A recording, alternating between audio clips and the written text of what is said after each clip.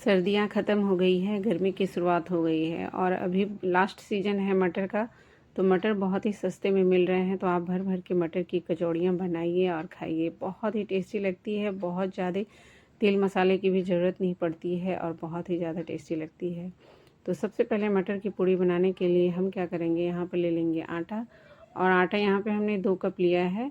और अब हम आटा में कुछ चीज़ें मिक्स करेंगे जिससे कि हमारी पूड़ियाँ बहुत ही टेस्टी बनेंगी। तो सबसे पहले यहाँ पे 2 टेबल स्पून के करीब यहाँ पर हमने दही ले लिया है। दही से जो है पूड़ियाँ बहुत ही टेस्टी लगती हैं। और 1 से 2 चम्मच यहाँ पर हमने रिफाइंड ऑयल का यूज़ किया है। उसके बाद हम क्या करेंगे, इसमें डाल देंगे थोड़े से अजवाइन, हाथों से रगड़ कर डाल देंगे, बहुत ही अच्छा टेस्ट आता है।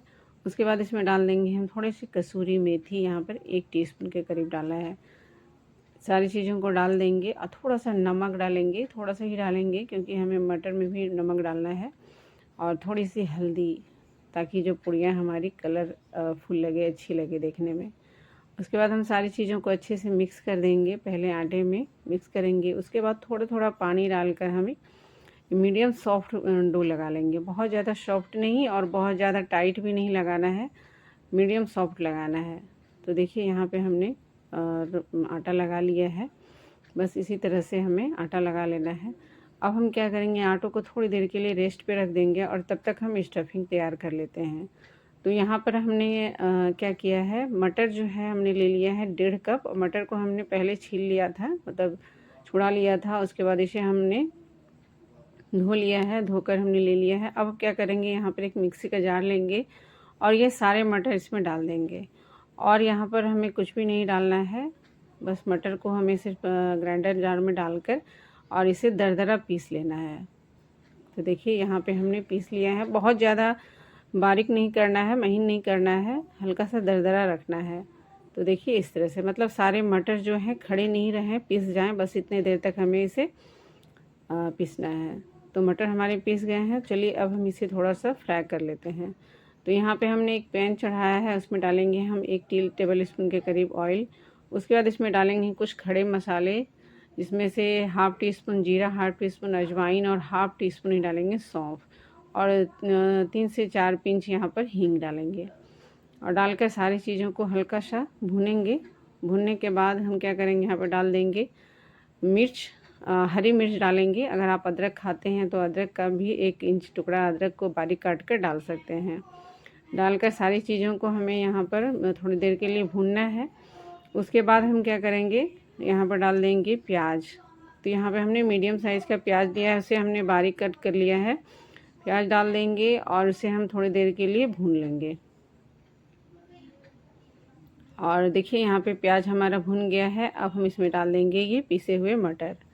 बस अब हम क्या करेंगे, मटर को थोड़ी देर के लिए इसमें भूनेंगे। तो बहुत ज़्यादा हमें मटर को नहीं सुखाना है, बस इस मटर का जो हल्का सा मॉइस्चर है, पीसने पे जो मॉइस्चर आता है, बस वही हमें इसे थोड़ा सा सुखाना है।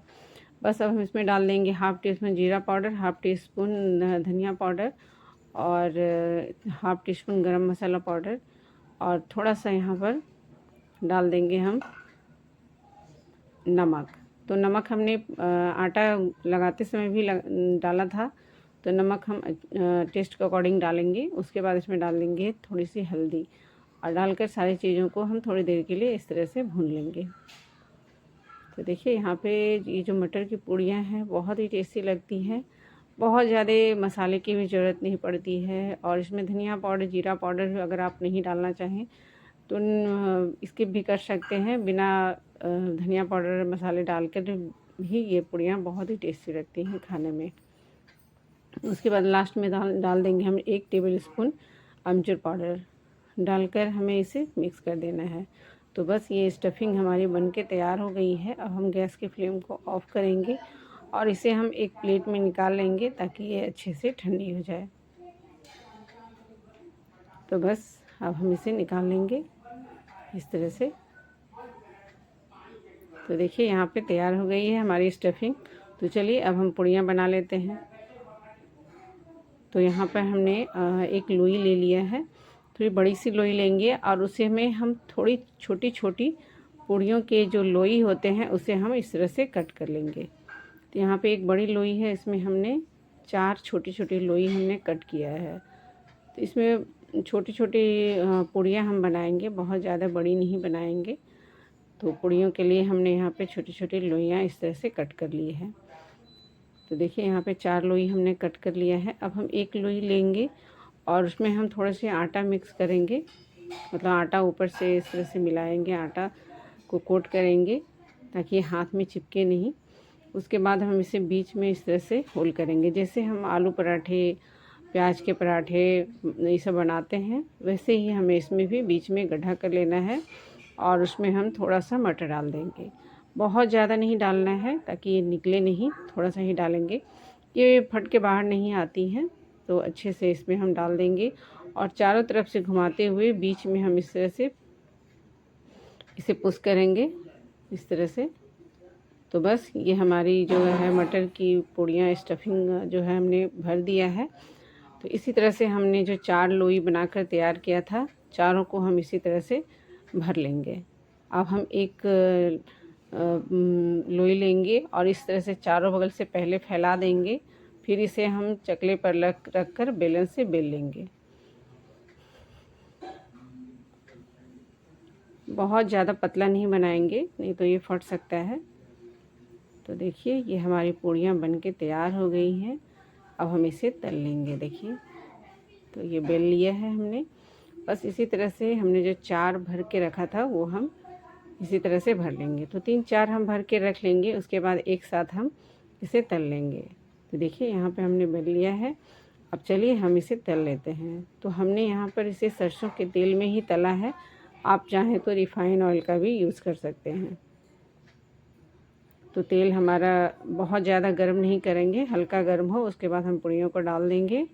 गैस की फ्लेम को मीडियम पे रखेंगे और धीरे धीरे हम इन पूड़ियों को तल लेंगे। तो है ना फ्रेंड्स, कितना आसान ये पूड़ियों को बनाना, और खाने में बहुत ही टेस्टी लगती है। इसे आप टमाटर की चटनी के साथ खाएं, बहुत ही ज़्यादा टेस्टी लगती है, या फिर आप इसे केचप के साथ खाएं, बहुत ही ज़्यादा टेस्टी लगती है। तो देखिए ये पूड़ियाँ हमारी फूल गई हैं कितने अच्छे से, अलटते पलटते हुए से हम अच्छे से फुला लेंगे। तो बस इसी तरह से हम जितनी भी पूड़ियाँ हमने अभी बेल ली है उसे हम तल लेंगे। दूसरा भी हमने डाल दिया है, बस इसी तरह से हम दूसरा भी निकाल लेंगे। तो बन के तैयार हो गई फ्रेंड्स। आपको ये रेसिपी हमारी कैसी लगती है हमें कमेंट करके ज़रूर बताइएगा। अच्छी लगे तो आप इसे एक लाइक ज़रूर कीजिएगा और मेरे चैनल को सब्सक्राइब करना बिल्कुल भी नहीं भूलिएगा। तो देखिए ये दूसरा भी हमने तैयार कर लिया है तल के। अब तीसरा चौथा भी हम इसे तल के निकाल लेंगे। तो चलिए अब हम इसे प्लेट में सजा लेते हैं। तो इसे मैंने केचप के साथ सर्व किया है, आप चाहें तो इसे किसी भी चटनी के साथ, अचार के साथ खा सकते हैं, या फिर इसके सब्ज़ी के साथ भी खा सकते हैं। तो देखिए है ना गजब का, ये बिना सब्ज़ी के भी ये बहुत ही ज़्यादा टेस्टी लगती है। सिर्फ केचप चटनी के साथ आप इसे खा सकते हैं। तो देखिए इसके अंदर हमने कितने अच्छे से स्टफिंग भर दिया है।